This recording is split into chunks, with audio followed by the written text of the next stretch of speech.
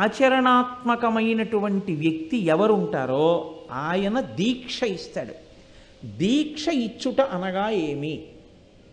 మీరు బాగా పట్టుకోవడానికి నేను మీకు ఒక తేలిక ఉపమానం చెప్తాను. మీ ఇంట్లో కరెంట్ అంతటా ఉంటుంది, చీకటి ఉంది. ఇప్పుడు మీకు లైట్ కావాలి. కరెంట్ ఉంది, బల్బు ఉంది, చీకటి ఉంది. ఇప్పుడు ఆ చీకటి పోవాలంటే బల్బు వెలగాలి. మీరు ఏం చేయాలి?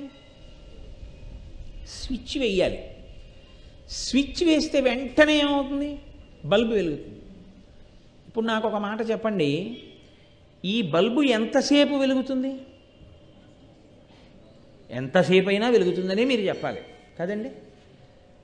దీక్షకి కాలపరిమితి ఉండదు. మీకు ఇచ్చినప్పుడు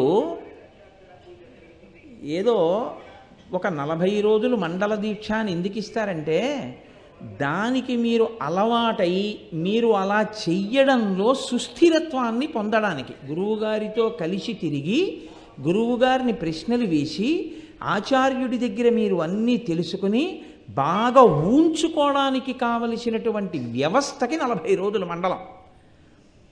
ఆ సమయం చాలు. ఆ తర్వాత ఏం చేస్తారంటే ఇక మీరు అల్లుకోగలరు జీవితంలో. అంతేకాని 40 రోజుల దీక్ష అంటే దాని ఉద్దేశం 41వ రోజున మీరు చెయ్యక్కర్లేదని కాదు. 41వ రోజున మీరు చెయ్యక్కర్లేదని మీకు అర్థమైతే అసలు మీరు దీక్షా స్వీకారమే చేయలేదని గుర్తు. అసలు వాడు దీక్ష తీసుకోలేదు. ఎందుకని అంటే కొనసాగింపేది జీవితంలో సుస్థిరం అవ్వాలి, కానీ ఆగిపోవడం ఏమిటి? 41వ రోజున ఆగిపోయింది దీక్ష ఎందుకు అవుతుంది? అవదు. ఆచార్యుడు ఒకసారి దీక్ష ఇచ్చాడంటే అది జీవిత పర్యంత దీక్ష. 40 రోజులు దేనికి పరిమితో తెలుసా అండి? ఆయనతో కలిసి మీరు తిరిగినటువంటి అవధి 40 రోజులు, ఆయన దగ్గర మీరు నేర్చుకున్నది 40 రోజులు, మీకు ఆచార్యుడు అందుబాటులోకి వచ్చింది 40 రోజులు. ఆ తర్వాత ఆచార్యుడు మీకు అందుబాటులో ఉండొచ్చు, వేరొకరికి అందుబాటులో ఉండొచ్చు, కానీ ఆ అందుకున్నది మాత్రం ఇంకా మీరు ఊంచేసుకుంటారు.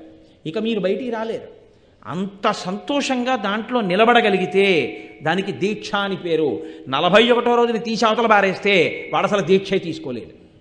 పచ్చబద్ధాన్ని నేను దీక్ష తీసుకున్నానంటే శాస్త్రం అంతే చెప్తుంది. దీక్షకి జీవిత పర్యంత కొనసాగింపు. ఎందుకో తెలుసా అండి? దీక్ష అన్న మాట మీరు ఎప్పుడు వాడినా అది మీ అంత మీకు భాషించేది కాదు. దీక్ష స్వయం భాష కాదు. దీక్ష అంటే ఒకరిస్తారు. ఎవరివ్వాలి? ఆచార్యుడే ఇవ్వాలి. ఆచార్యుడిచ్చినదేదో అది దీక్ష.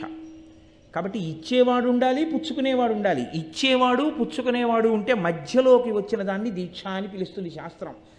నేను ఎన్నో వ్యాఖ్యానాలని ఆధారం చేసుకుని మీకు చెప్తున్నాను ఈ మాటలు.